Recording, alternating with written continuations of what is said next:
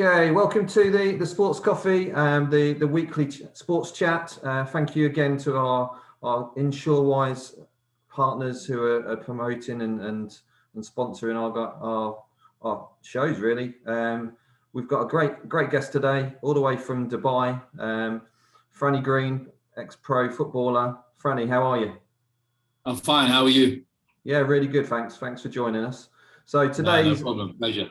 Today's going to be a question and answer sort of session. So it's a little bit of a different format to our normal chats. So I'm just going to literally go through the questions. We've had questions from our Twitter feed and our Facebook. So it's been a really good response. So hopefully you'll enjoy it. So we'll start off. We'll start off. What was your best posh goal? So obviously from a posh fan, Michael. What was your best posh goal, if you remember? Well, I think if you follow my Twitter, it's pinned on there. The one against Luton has got to be my best goal. Yeah, it has to be. I think everyone knows that. Yeah, that's probably my best goal of my career, as in actual goal. Yeah, I'll probably say that's the best one. The one that I enjoyed most was probably that one. Yeah, sure. Okay, brilliant. So next question is probably Adi. I don't know if you know Adi Moles from Pisa. He's one of the head of the Pisa supporters group. He put, what attracted you to Posh when you first came?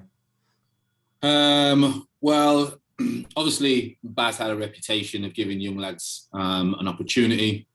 I was in non-league at the time. There was a lot of, back then, Keith Alexander, God bless him, he was very close with obviously Barry Fry, and he just said, I think it'd be very good for you to go to Peterborough. There was a couple of other clubs interested at that time. But as soon as I met Baz, the character, the way that he was, I just thought, I can't turn this opportunity down. So straight away, it didn't take me long to decide, to be honest. No, I appreciate that. He's a very persuasive guy, I think. Well, he's calmed down ridiculously now, but if you met him so many years ago, wow, So linking on to that then, so seamless really, but playing under Barry Fry, is there a moment from him in the dressing room that you could tell us about? This is AD again. Well, AD, there's a few. I mean, I think I came on kind of like my debut was like a 10-minute cameo. I think I signed on the weekend, and I think we had Darlington away at Darlington's old ground on the Tuesday night. I'd only played a few men's games for Ilkeston. I was very small when I joined Posh, and all of a sudden he just threw me on. And I think the ball hit me in my private parts, and then Miguel de Souza scored from that. So it was kind of like an assist. And I'd just been in the dressing room, literally, I'd been in the club 2 minutes, and he just got the tee and just threw the tee, and the tee like hit me in that. And he was effing and blinding as he does. That was one time. And then the other time there was me, Jay Lee, Andy Clark, and Leon McKenzie. So I think Leon was playing left for a little bit. I think Clarkey was left, Jay and Leon up the top, me on the right. And I think it was 0-0 at half time. Can't remember the exact score. And he's come in and he said, I mean, you could not say it now in football. And he said, you four, you like the drifters up top. You like the drifters. You just couldn't say that now. And we just looked at each other like, are you allowed to say that?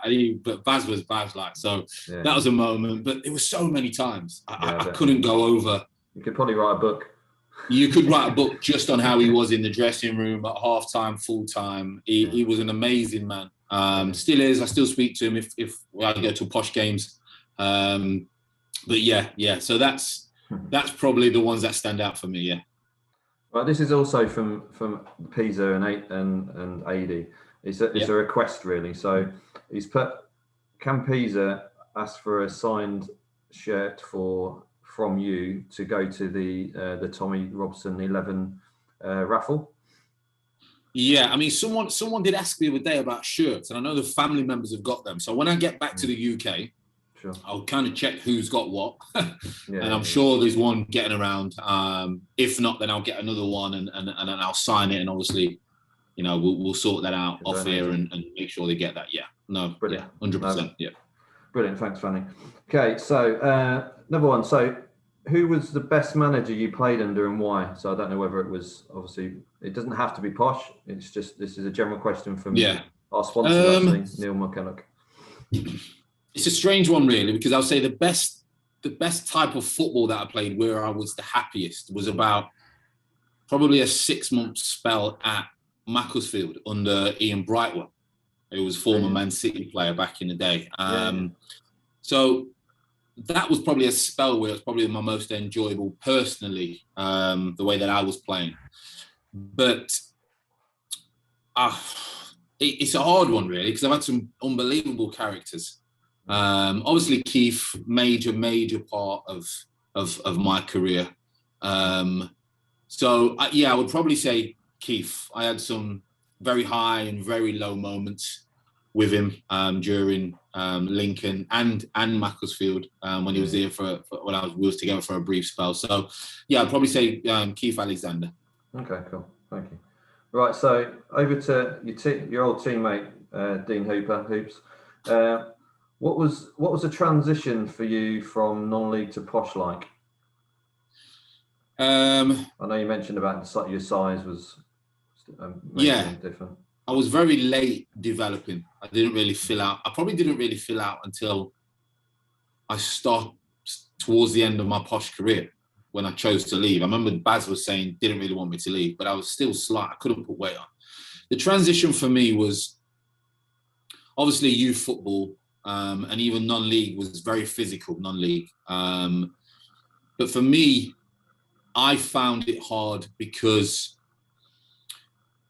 I suffered from anxiety, but I didn't know I suffered from anxiety. Okay. So I never really took risks and fulfilled what I knew I could do in games. So at Peterborough, probably, I can, off the top of my head, a Luton game, probably Oxford away was one, I think it was the same season, where people actually seen the best of me. Hoops and all the lads in training used to say, why don't you do what you're doing in training on a match day? Yeah. And I could never figure it out. And it was due to the fact that I suffered from anxiety. Back then, you just thought it was just nerves. you just got on with it. No. But as I started to come to the end, it was anxiety. So for me, that was probably the thing that was in the way of me really, really kicking on to the next level.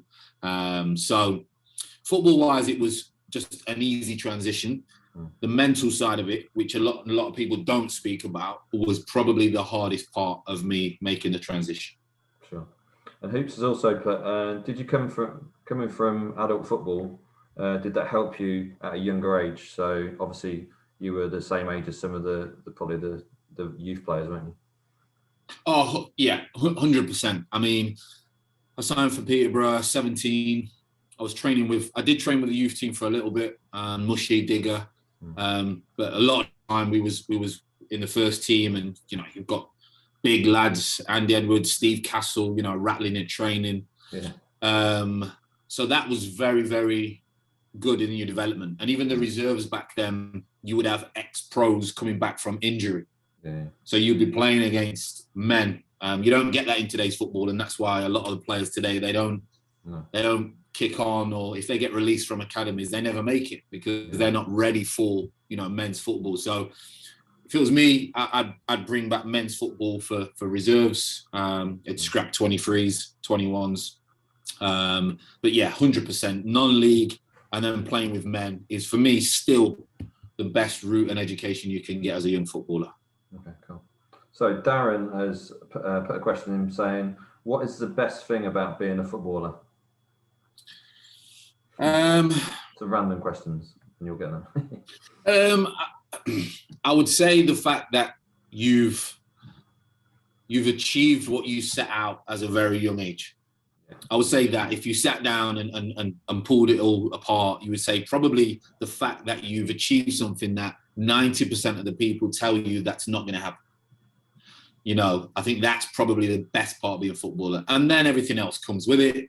But the fundamentals and the deep ingrained is probably that you've done something that, most people dream of. And also most people say that you're never going to be able to achieve it. Yeah. Yeah, sure.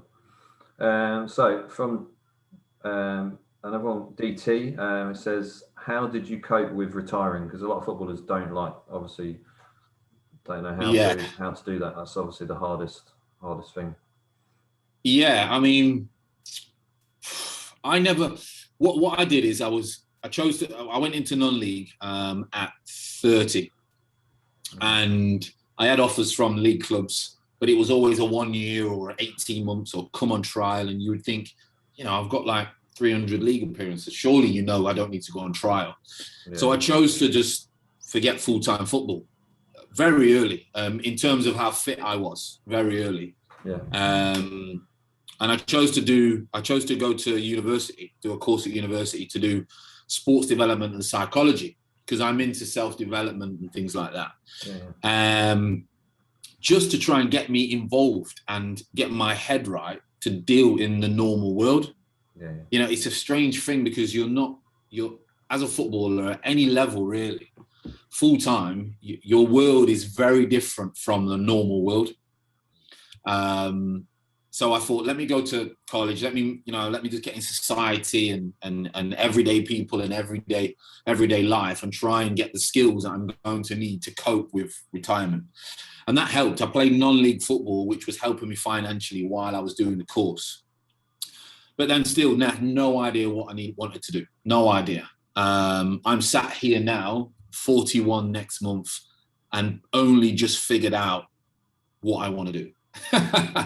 So it takes a long time. And I tried football agency work, didn't like the industry because they weren't treating players how I thought players should be treated. Right. Then a bit of teaching, mentoring in schools. And then now obviously over here into real estate, but I miss the football. I miss the interaction with fans. I miss watching football. So I think football is just, I've accepted that football is me. So I will always have to be involved in football. But when I first retired, I fell out of love with the game because of the politics involved in football. And I think a lot of footballers fall out of love because it treated them so well. And then all of a sudden it doesn't treat them well at all. And it's very hard to register in your head, like, well, I'm not getting paid no more. My phone doesn't ring no more. I can't just get a job. I can't just go in and get a job. So what do? And you are literally on your own. And the PFA do things to help you, courses, etc. But you are literally on your own. And if you're not one for maybe self-development, I took on probably 3 or 4 years into retirement. I decided I needed to change certain things in my life. So, meditating, reading, all those kind of things have helped me cope with, things that a lot of ex-pros cope with, to deal with. And for me, it's great what Dean's doing. Oops, there's a lot of people, obviously Leon McKenzie, I still speak to him a lot. He's, going down that kind of movement. And it's needed. And you've seen now with COVID, I have family members that suffer from, mental health issues, and COVID's made it even worse. So I think self-development has to be part of curriculum, never mind every day. It has to be part of curriculum for children throughout schools and universities, because I think it's the biggest issue that we suffer from as a race, as a species, really. Yeah, no, definitely. So yeah, I could talk all day about that, about after retirement, but yeah. Good question then. So next question is, most memorable match you're involved with? That's from David. There's a couple. I think Chelsea in the FA Cup away is always one that's gonna. I'll tell my kids and my grandkids when I become a grandparent. So that's for obvious reasons. Result was not very good, but for obvious reasons it was good. The playoff finals, obviously, the one at Peterborough was unbelievable. To play at the old Wembley before it got knocked down was just, I remember it was terrible rain. I think it was a Friday night. So that game.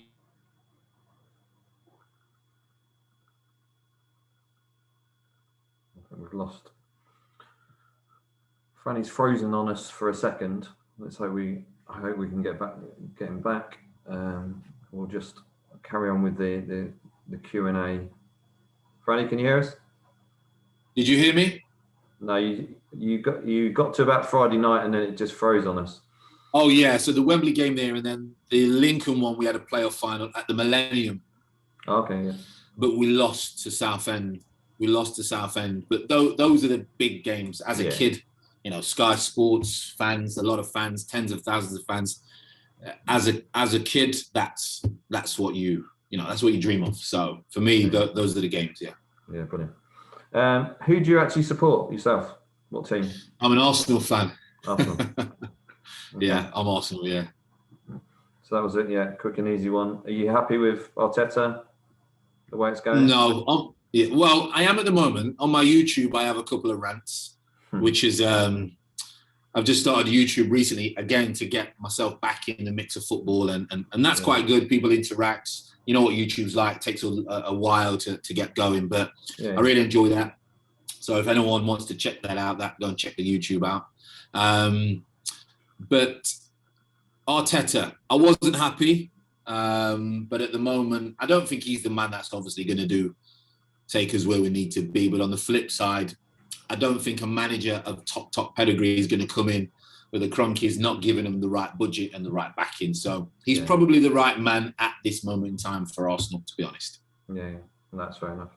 Right, so next one is from Marcus. It's best player you've played with in your career. So it doesn't have to be, because obviously you've been talking posh, but it doesn't have to be necessarily be posh. It can be anybody that you've come across in the teams you played. It's hard for me to say one. Yeah. There is a couple. Obviously, Jimmy was a character and was great to play with. Jimmy Bullard. Yeah. Leon was very, very good to play with. And Gary Taylor-Fletcher was very, very good, very, very intelligent footballer, and the ones that went on to do okay after as well. And Gareth McCauley. Gareth McCauley was very, very good centre-off. He was probably ahead of his time. He was very good on the ball, liked to come out with the ball. So, there's a few, but, there's a couple of decent players there. A couple of good players. They've had good careers, like you're saying. Next one is, we've got a few Lincoln fans that have contacted us as well. So, did you feel pressure on being on a big move signing or money signing to Lincoln when you signed for them?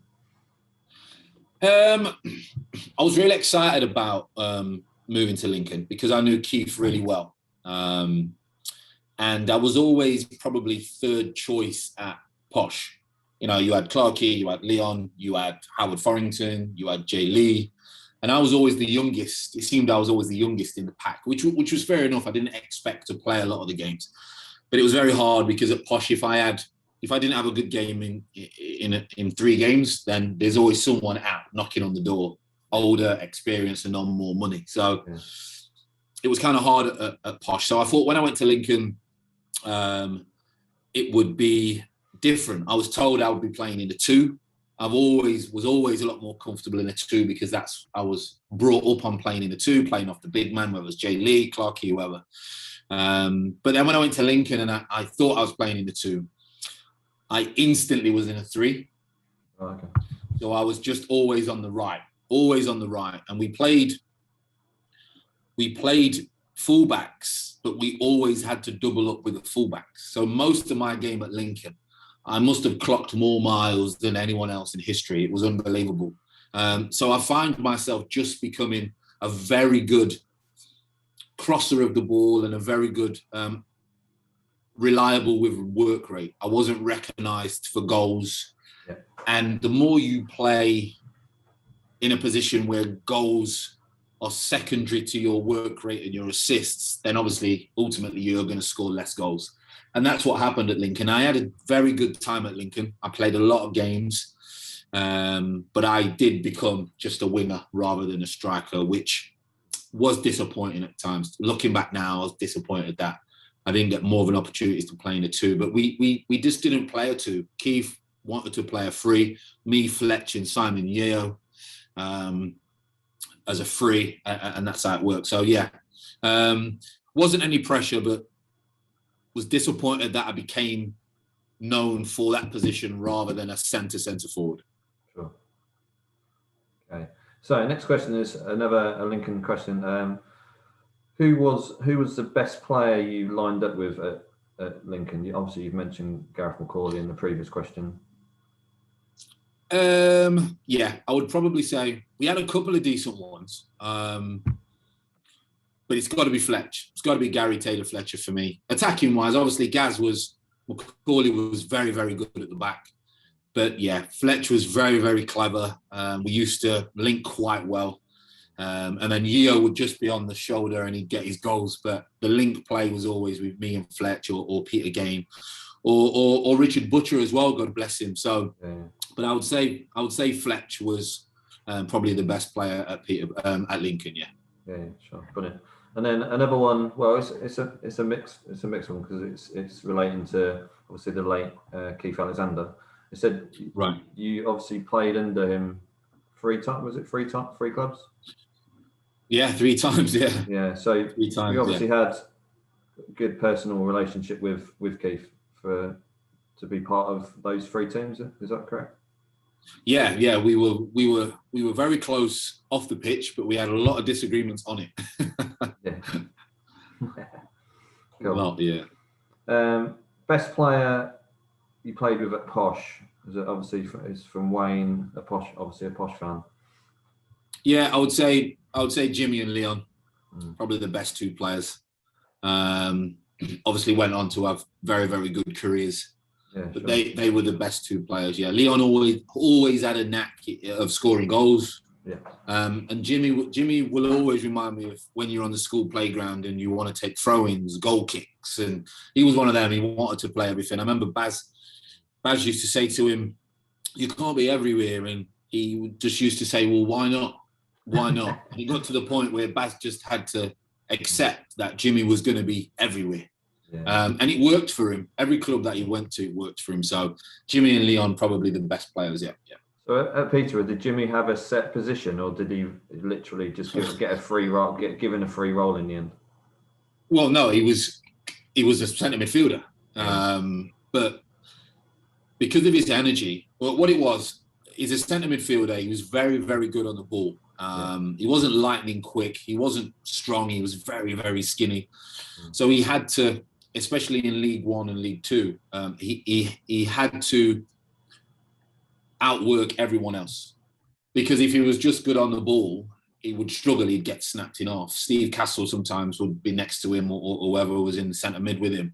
Yeah. So he had to make sure he worked harder than anyone else, and that's what got him noticed. And then with him outworking everyone else, when he did get on the ball, the quality was then there to see. Yeah. But if he wouldn't have outworked anyone else, you probably wouldn't have seen the Jimmy Bullard that we played. You would have just seen glimpses, because he would never have really got on the ball. So he knew he had to do that. Yeah, sure. And Baz in the end, and it worked. It worked for him. He did ever so well. He was superb for us. So if it's working, then you just got to accept that. If he goes AWOL and goes off, but he creates something, then it's worth letting him do it. No, definitely. So next question is from Kian, who's a Posh fan as well. Since you left Peterborough, which team would you have liked to have played in since you left? So which? So a Peterborough team since you've left Peterborough, which team would you have loved to have played in or been involved with?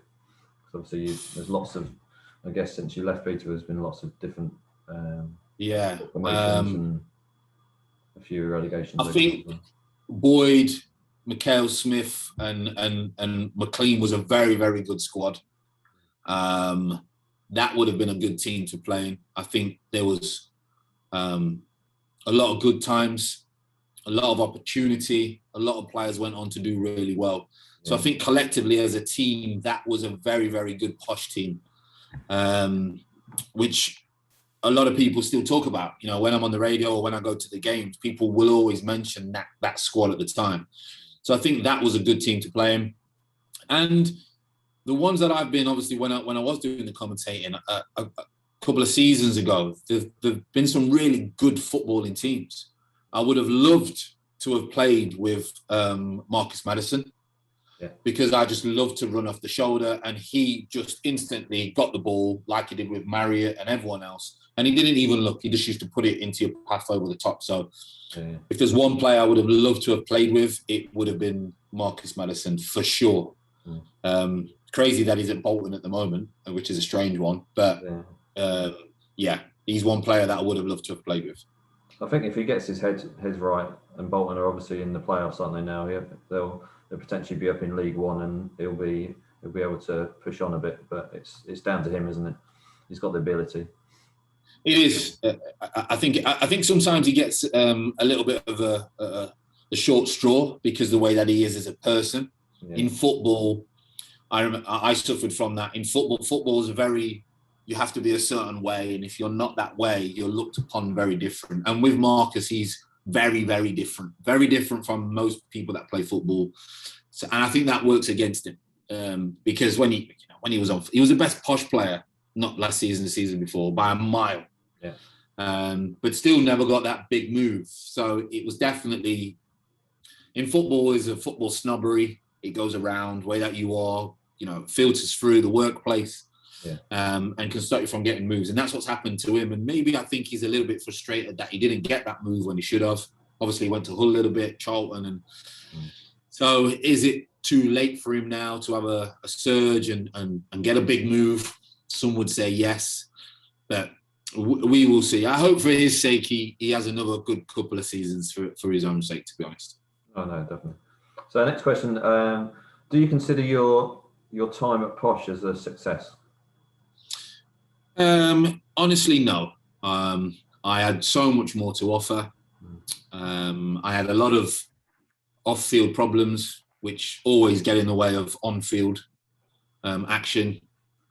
No, I would say it was a success because it was the start of my professional journey and my dream. So I can't look at it as a negative. But actual fulfillment and Posh seeing what I could have been, then that wasn't successful, no. Do you think that Posh and the Imps will get promoted this season? That was from Anonymous. It didn't tell us who it was. Anonymous. Maybe he's a Posh and an Imps fan. I want to give it away. It would be unbelievable if both of them went up. I mean, unbelievable. For me as a former player and still a fan of both clubs, it would be unbelievable. We've still probably got, 14 games, 15 games, around about that. Yeah. So it's going to be a tough ask for both of those teams to get promoted, especially with the likes of, your Hulls, your Sunderlands or whatever, trying to, Ipswich even might make a surge. So it's going to be a tough ask, but yeah, that would be huge achievement for both clubs, in my opinion, with the clubs that are in and around them trying to get promoted. So fingers crossed, you never know the way the season's going. But it's all about momentum. So they need to keep that momentum. Yeah, do you think just on that, do you think obviously with the Saturday, Tuesday, that's going to be major in the next last sort of the run-in, because obviously there's teams that will pick up injuries with smaller squads, so that'll make a big difference. Yeah, we've seen it in all leagues, especially the Premier League, haven't we? The fatigue, the injuries, and at League One level, you only really need to lose 2 influential players, and your team could just collapse. You don't really have the big squads to be called. You don't really have quality, and then you can replace it straight away with the same or better quality in League One. They tend to be not as good, and you have to try and mix and match and try and make it work for you as a team. So injuries is always going to be an issue at any level. You just hope that you can keep your best central defender fit and your goal scorer. The rest, you tend to be okay. But if you can keep those 2 fit, you've always got a chance. Yeah, definitely. So touching on the COVID side, how do you think you would have coped with playing like 3 games a week? I mean, I was fit. My game was based on running and hard work. Yeah. So 3 games a week for anyone would have been very, very hard. So for me personally, I was fit. So I might have been okay. It's hard to tell, hindsight. I think the biggest problem is it's not that players won't be fit enough. Yes, they do get tired, but it's the body when the body needs a rest, and you get injuries, and you're like, well, my lungs are okay, but you'll get injuries in your muscles. Yeah. So it's more about if you've got 3 games a week, really, training's just got to be recovery. Yeah. There's not much you can do on the football pitch. I think training has to just be your deep tissue massages, your oxygen tanks, if some clubs are lucky enough to use them, your masseurs, your time at home with the family. That's how you're probably going to get the best out of your team. So rather than training on the football pitch, I think recovery is probably going to be the best bet. Cool. Well, we've got a cheeky question here. You don't have to. you don't have to answer it. They've put, and they've not put their name either. But did your move to Lincoln ruin your career? I don't know how to. I wouldn't say you had a good time there. So yeah, I had a good time, and I was very close to getting some big moves. I think that the only thing that I wouldn't say ruined my career, because I lived my dream for 13 years. Which is quite long in football. Yeah. My only thing that it probably did stop me was my discipline towards wanting to be a top footballer was what got in the way of my career, which is the case for, again, probably 90% of footballers. Your discipline and your work ethic away from the game, not so much on the pitch. So as for the question, did it ruin my career? No, because I had quite a very close 2 or 3 times of getting some big moves from Lincoln. But was it a season too early? Maybe. Because I think if I'd have stayed one more season at Peterborough, I may not have gone to Lincoln. Things could have changed. But hindsight, we don't know. No, exactly. One for academy players need to earn. What do they need to earn to get a first team spot these days? Academy football is a completely different world now of what it used to be. Yeah. Kids are driving brand new Mercedes, and they're nowhere near the first team. It's a crazy world that they live in now, which is very damaging for them at times. Yeah. I think any era of football that you're in, to make it in the first team, and it will never change, is how you conduct yourself on the pitch, obviously, your work ethic, but how much do you want to improve away from the game in your spare time? There's a great saying, if you're into reading books, etc., about it's what you do in your spare time that will dictate where you are in 10 years, not what you do in. So, for example, if you have a 9 to 5, it's not what you do in your 9 to 5 where you will be in 10 years. It's what you do when you get home and you've got those 4 hours at home. And at football, you train 2 hours a day. You have so many more hours in that day to improve on everyone else. And if you stay out and train extra, if you go to the gym and work on your core, if you watch, YouTube videos or read books of autobiographies of the best players in the world, nearly all of them, in fact, I guarantee probably 99.9% of them, in their spare time, they did more work than anyone else. So for any academy player that is listening, watches it, it's what you do in your spare time. So when everyone else is watching Netflix or everyone else is messing around with the ladies or whatever, go and do extra work. And that will be seen. It may not be seen at the beginning, like podcasts or YouTube or whatever. They're not seen at the beginning, but over the course of time, it will get around that you're doing extra training and your attitude is better than someone else. And believe it or not, the people that make it in football are 9 times out of 10 not the talented ones. It's normally the ones that are reliable and put the work in. The talented ones tend to have a good short spell, but they're never longevity. Unless they're natural, obviously, but there isn't many. You go, even the Premier League, I would say 10% of the Premier League players are top class. And the rest of the 90% just work hard. So yeah, youth players hear it all the time. Just work hard, but work smart, not in the way that you work. Yeah. That's good advice. Well done. Right, so here's another Lincoln fan. What was the toughest decision of your football career? So it doesn't have to be Lincoln based, but the hardest decision.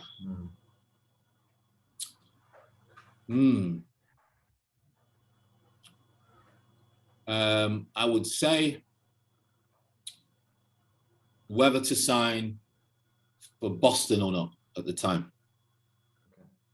When I left Lincoln, obviously Lincoln and Boston do not like each other. No, it's not far. And I was surprised, and a lot of people were surprised that I left Lincoln.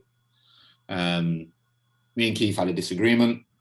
We didn't renew our contract. And a team down south wanted me, team in the Midlands, but nothing really happened. And then Boston. And I had to make a decision based on, geography. Yeah. And I knew it wasn't really going to be a popular decision, but with a children and a bills to pay, it was Boston. Yeah. But it was a hard decision. Yeah, it was a hard decision. Boston was great just for that season. We had a crazy nightmare season, ended up getting relegated. Club went into liquidation, which was quite bad for them. Crazy Steve Evans. But yeah, that was a tough decision. Yeah. Okay, thanks. Last question, so we're going to wrap it up. Somebody you've mentioned a couple of times. What do you think of Jason Lee standing for PFA lead? And that's from fabulous Lee. Man. Yeah, good question, Lee. Fabulous man, really is a fabulous man. I still speak to him every so often. He was kind of like my big brother, I'd say, throughout my career. Not so much towards the end, because obviously, you get older, but definitely early on. Fabulous guy, really, really loves his work, what he's been doing with the FA. He was doing equality work. I said, very intelligent, very educated man. And I think he would be a breath of fresh air. I really do. I think he would have a more modern, dynamic outlook on the way that the football needs to be looked at. I think Taylor's done more than his time, but I don't think he's in touch with modern day football. And Jay will be. He tried his little bit with management. He wasn't for him. He then went into equality, journalism. So I think it would be a fantastic appointment. Not obviously just because I know him, but I think he's a very, very good man, and his stature as well within the game. He's very well respected amongst older, former pros. He's very well respected. So I think it would be a magnificent appointment if they appointed him. Yeah. Brilliant. Okay, excellent. So again, Franny, thank you for spending the last half an hour, 40 minutes talking from the random questions that have come through to our platforms, and being honest with all your answers. That's brilliant. So this episode will come out on Monday the 15th at 10 o'clock on our YouTube channel. Perfect. Hopefully we'll get a lot of subscribers watching it. We're building it up, so I think we're just under 50 subscribers now. So hopefully by the time it comes out live, we'll be over 50, and we'll have a good viewing for that episode. So those first 100, everyone keeps telling me those first 100 are the hardest. So I went up to 87 yesterday. So let everyone get both of our channels to 100. Yeah, definitely. Yeah, do that for us. So that'd be brilliant, just to get us out there and people can watch us and watch some good quality sports chat. So great to see you, Franny. Take care of yourself, and appreciate your time. My pleasure, mate. You take care. Thank you. See you later.